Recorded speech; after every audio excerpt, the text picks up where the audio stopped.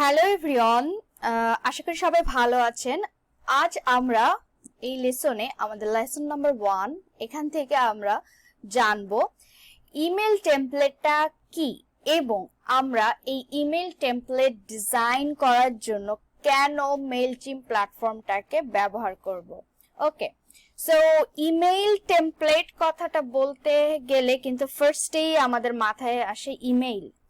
আর ইমেইলের সঙ্গে আমি বিশ্বাস করি আপনারা সবাই কম বেশি কিন্তু সম্পৃক্ত, এবং এই ইমেইল আপনারা এমন কেউ নেই যে যাদের ইমেল অ্যাড্রেসটা নেই। সো ইমেল টেমপ্লেটটা অ্যাকচুয়ালি আমরা নর্মালি, আমি এখানে একটা ইমেজ আপনাদেরকে দেখাচ্ছি জিমেইলের একটা জিফ ইমেজ আপনারা দেখতে পাচ্ছেন। এখানে জিমেইলের ইন্টারফেস, যেখানে একটা মেয়ে দেখাচ্ছে যে সে মেইল সেন্ড করছে। সো জিমেইলে আমরা যে মেইলগুলো সেন্ড করি এইগুলো হচ্ছে সিম্পল মেইল বা নর্মাল মেইল, বাট ইমেল টেমপ্লেটটা হচ্ছে HTML ডিজাইন, যেটা হচ্ছে আপনার যে ইমেলটার ভিতর কিছু আপনারা দেখবেন মাঝে মাঝে আপনাদের কিছু প্রমোশনাল ইমেল আসে। যদি আপনারা কখনো আপনাদের ইমেল চেক করেন, সেখানে দেখবেন সেই ইমেলটা সুন্দরভাবে ডিজাইন করা থাকে কালার দিয়ে, ইমেজ দিয়ে। So that's it. এইগুলো হচ্ছে অ্যাকচুয়ালি ইমেল টেমপ্লেট, বা আমরা যদি আর একটু বইয়ের ভাষায় ইমেল টেমপ্লেটের কি এর সংজ্ঞাটা দেখতে চাই, সো তার আগে আমি আরেকটা বিষয় আপনাদের একটু দেখাই। এইখানটা দেখুন, এখানে আমি আপনাদের জন্য 3টা ইমেল রেখেছি, নর্মাল ইমেল, যেগুলো আমরা অনেক সময় জিমেইলে আমরা সাধারণত সেন্ড করি, লাইক হাই দেই, দেন কিছু কথা লিখি, then best regards, name. So normally আমরা জিমেইলে কিন্তু এই ইমেইলগুলো সেন্ড করি। সো আমরা সবাই কিন্তু এই ইমেইলের সম্পর্কে পরিচিত। এইগুলোও ইমেল টেমপ্লেট, এগুলাকেও এক ধরনের টেমপ্লেট বলা হয়, but this is very basic simple template. Okay, so আমি আরেকটা বিষয় আপনাদেরকে দেখাই যে এখানে দেখুন আমি আরেকটা ছবি আপনাদের জন্য রেখেছি। এটা হচ্ছে একটা বেসিক ইমেল ডিজাইনের ছবি, যেখানে দেখুন শুধুমাত্র কিছু টেক্সট লেখা, এরকম একটা মানে এরকম একটা ইঙ্গিত এখানে দিচ্ছে। আর এইখানটা দেখুন, এখানে ইমেজের বক্স দেখা যাচ্ছে, প্লাস ভিডিও থাকতে পারে, প্লাস এখানে দেখুন ইমেজ প্লাস টেক্সট লেখা থাকবে, এরকম আর কি। মানে আপনার ভিডিও থাকতে পারে, আপনার কালার থাকবে, আপনার ইমেজ থাকবে, লেখা থাকবে। এই টোটাল বিষয়গুলো HTML ফরম্যাটটা আপনার হচ্ছে টেমপ্লেট, যেটাকে আমরা বলে থাকি। আর এই টেমপ্লেট কিন্তু এখন অনেক, এই টেমপ্লেট ডিজাইনের ডিমান্ড কিন্তু ওয়ার্ল্ড ওয়াইড অনেক বেশি, কারণ ওয়ার্ল্ডে এখন সবকিছু আমরা ডিজিটাল মুখী হয়ে যাচ্ছি। এবং আপনারা এটা জেনে থাকবেন যে বাইরের ওয়ার্ল্ডে আমাদের বাংলাদেশে আমরা ইমেল কিন্তু ততটা সচরাচর ইউজ করি না। আপনাদের অনেকেরই ইমেল আছে, বাট আমরা কিন্তু অনেকেই আমাদের ইনবক্স প্রতিদিন চেক করে দেখি না। বাট আপনি যদি আউটসাইড ওয়ার্ল্ডের কথা চিন্তা করেন, বাংলাদেশের আউটসাইডে, সো সেখানে কিন্তু প্রতিদিন 91% লোক কিন্তু প্রতিদিন ইমেল ওপেন করে। So that's the great market place for the marketing, and that's why email মার্কেটিংটা হচ্ছে অনেক বড় একটা প্ল্যাটফর্ম। সো এখানে দেখুন, আমরা যদি একটু বইয়ের ভাষায় ইমেল টেমপ্লেটটা অ্যাকচুয়ালি কি চিন্তা করি, এখানে দেখুন একটা সাইট থেকে আমি এটা দেখাচ্ছি আপনাদের, সেন্ড প্লাস, এটাও একটা ইমেল মার্কেটিং ইমেল টেমপ্লেট ডিজাইনের সাইট। সো দেখুন এখানে এরা বলছে যে ইমেল টেমপ্লেটটা হচ্ছে HTML preformatted email that you can use, মানে আপনি যে ডিজাইনটা, একটা দেখা যাচ্ছে একটা টেমপ্লেট থাকবে, ধরুন এই ডিজাইনটাই এরকম ডিজাইন করা থাকবে, আপনি জাস্ট এখানে ছবি চেঞ্জ করবেন, বা পরবর্তীতে আপনি এখানে শুধু টেক্সটটা চেঞ্জ করে দিলেন, ইমেজটা চেঞ্জ করে দিলেন, তখন কিন্তু আপনি একটা ডিজাইন বারবার রিইউজ করতে পারবেন। আর বারবার একটা ডিজাইন চেঞ্জ করার ক্ষেত্রে, আপনি বারবার একটা ডিজাইন ইউজ করার ক্ষেত্রে সবচেয়ে বেস্ট বা ইজিয়েস্ট ওয়েতে আপনি যদি ডিজাইন করতে চান, যেখানে আপনার HTML কোডিং করা লাগবে না, আপনার গ্রাফিক্স ডিজাইন জানা লাগবে না, সেটার জন্য কিন্তু মেইলচিম্প বেস্ট। বাট মেইলচিম্পের পার্টে আমি আরেকটু পরে আসছি, তার আগে আমি ইমেল টেমপ্লেট নিয়ে আরেকটু আলোচনা আপনাদের সঙ্গে করতে চাই। সো আরেকটা বিষয় আমি আপনাদেরকে এখানে দেখাতে চাই। দেখুন আমি এখানে 2টা ডিজাইন রেখেছি, ডান পাশে এটা হচ্ছে নর্মাল ইমেল, আর বাম পাশে এটা দেখুন, এখানে কিন্তু আমি যেটা বলেছিলাম যে কিছু ইমেজ থাকবে, কিছু লেখা থাকবে, লাইক এই এখানে দেখুন একটা লোগো আছে কোম্পানির, ডান পাশে contact address. So email template, এখানে একটা বাটন থাকবে, বাটন নর্মাল ইমেলেও থাকতে পারে। সো দুইটা ইমেলই কিন্তু আপনি এইচটিএমএল এ ডিজাইন করতে পারবেন। এখন আপনার মাথায় আসতে পারে যে এইচটিএমএল অ্যাকচুয়ালি কি। সো এইচটিএমএল একটা কোড, যেটা ডিজাইন আমরা হচ্ছে কম্পিউটার কোডিং ভাষা বলি। আর এইচটিএমএল এর বিষয়ে যদি আমি এখন ফার্স্টেই আপনাদেরকে বলতে যাই তাহলে আপনারা অনেকটা ঘাবড়ে যাবেন, কিন্তু আমাদের পরবর্তী আমরা যখন এইচটিএমএল ডিজাইনের পার্টে আসব আমাদের লেসনে, তখন কিন্তু এইচটিএমএল কি বা এইচটিএমএলটা আপনি কোডিংটা কি সেই বিষয়ে আমরা বিস্তারিত জানবো। সো অ্যাকচুয়ালি আপনারা সবাই জানেন আমরা কম্পিউটারের, এটা নর্মালি আমরা যদি চিন্তা করি এটা হচ্ছে একটা ইন্টারফেস বা এটা একটা আউটপুট ইউআই ডিজাইন আমরা দেখতে পাচ্ছি। সো এই ডিজাইনটার পিছনে, এই ডিজাইনটা করতে গেলে কিন্তু কম্পিউটারের ভাষায় আমাদের কিছু কোডিং করা লেগেছে বা কিছু লেখা লেগেছে। সাংকেতিক, আমি যদি একদম সিম্পল ভাবে আপনাদেরকে বলি, কিছু সাংকেতিক চিহ্ন বা সাংকেতিক লেখা, কিছু সূত্র থাকে, সেই সূত্রগুলো আপনি প্রয়োগ করার পরেই কিন্তু এই ডিজাইনটা আপনি আর বা আমরা কিন্তু এটা দেখতে পাই। সো এর পিছনের যে কাজটা থেকে থাকে সেটা হচ্ছে মূলত কোডিং, এইচটিএমএল কোডিং। সো এই টেমপ্লেট ডিজাইনগুলো সাধারণত এইচটিএমএল কোডিং হয়ে থাকে। আর আরেকটা বিষয় যেটা থাকে সেটা হচ্ছে, আমি আপনাদেরকে এখানে আরো কিছু ডিজাইন দেখাচ্ছি। দেখুন কিছু ডিজাইন ভেরিয়েশন আছে এখানে, দেখুন বিভিন্ন কালার আছে, ইমেজ আছে, এগুলো দিয়ে এখানে আবার দেখুন বিভিন্ন লেআউটের বিষয়ে আমার আলাদাভাবে একটা লেসন আছে। সো সেখানে আমরা কিন্তু বিস্তারিতভাবে বলবো।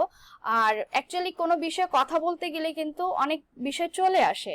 সো যেহেতু এটা আমাদের এই কোর্সের ইনিশিয়াল স্টেজে আমরা আছি, প্রাথমিক পর্যায়ে আছি, সো এখন আমরা বিস্তারিত এইসব টেকনিক্যাল পার্টগুলো আস্তে আস্তে স্টেপ বাই স্টেপ আমরা আগাবো। আরেকটা বিষয় আপনাদেরকে বলতে চাই যে ইমেল টেমপ্লেট আপনারা যখন ডিজাইন করতে যাবেন বা ইমেল টেমপ্লেট নিয়ে মার্কেট প্লেসে যখন কাজ করতে যাবেন, তখন কিন্তু রেসপন্সিভ একটা বিষয় চলে আসে। সো রেসপন্সিভ, অনেকেই বলবে যে রেসপন্সিভ, আপনি যে ইমেল টেমপ্লেটটা ডিজাইন করবেন সেটা কি রেসপন্সিভ কি না। সো রেসপন্সিভটা কি জিনিস বোঝানোর জন্য অ্যাকচুয়ালি আমি আপনাদের এই ছবিটা দেখাচ্ছি। যে রেসপন্সিভ বলতে বোঝাচ্ছে যে আপনি যে কোনো ডিভাইস, আমরা কিন্তু বিভিন্ন ধরনের ডিভাইস ইউজ করে থাকি, কম্পিউটার, ল্যাপটপ, এখানে দেখুন এটা একটা ট্যাবলেট, আর এটা হচ্ছে মোবাইল ফোনের একটা ছবি আছে। সো যখন আপনি বড় ডিভাইসে ডিজাইনটা দেখবেন তখন তার স্ক্রিনে আপনার ডিজাইনটা সুন্দর যেভাবে শো করবে, বা আপনি যখন ছোট একটা স্ক্রিনে ডিজাইনটা দেখবেন তখন ডিজাইনটা সেই অনুপাতে কিন্তু সেট হয়ে যাবে। সো এই যে বিষয়টা ডিজাইনটা সেট হয়ে যাওয়া ডিভাইস অনুযায়ী, এই কাজটাকে বলে রেসপন্সিভনেস। যদি আমরা নেক্সট আরেকটা ইমেজ দেখি, দেখুন এখান থেকে আরো স্পষ্টভাবে বুঝতে পারবেন।